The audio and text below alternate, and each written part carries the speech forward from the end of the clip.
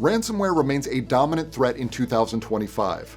It's a type of malicious software, or malware, designed to block access to your data or system until a ransom is paid. It works by encrypting your files, which makes them completely unreadable without a decryption key. The attacker holds this key and demands payment, often in cryptocurrency, to give it back. No payment, no data. It's that simple and that brutal. So what happens during a ransomware attack? Well, let's break it down step by step. Firstly, infection. The user clicks an email attachment or downloads a fake software update. It usually starts with a fake phishing email with a malicious link or an attachment. One click and the ransomware installs silently. Secondly, spread. Modern ransomware can spread laterally across networks, targeting multiple devices and even backup systems to increase pressure. Next, encryption. The malware scrambles your files, spreadsheets, photos, databases, everything, using a strong encryption algorithm.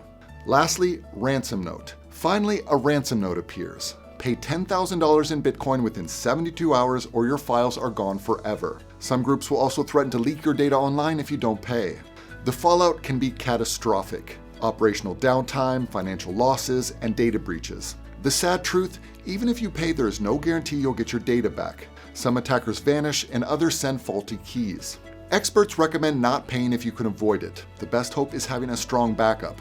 You can defend against ransomware. Use reliable antivirus and EDR software. Keep systems and apps up to date. Back up your data frequently and securely. Learn to spot phishing attacks. Use multi-factor authentication. Ransomware is scary, but awareness is your first defense. Stay smart, stay updated, and back up your data. If this has helped you understand ransomware, hit like and follow for more cybersecurity tips. Have you got questions or experiences to share? Drop them in the comments below.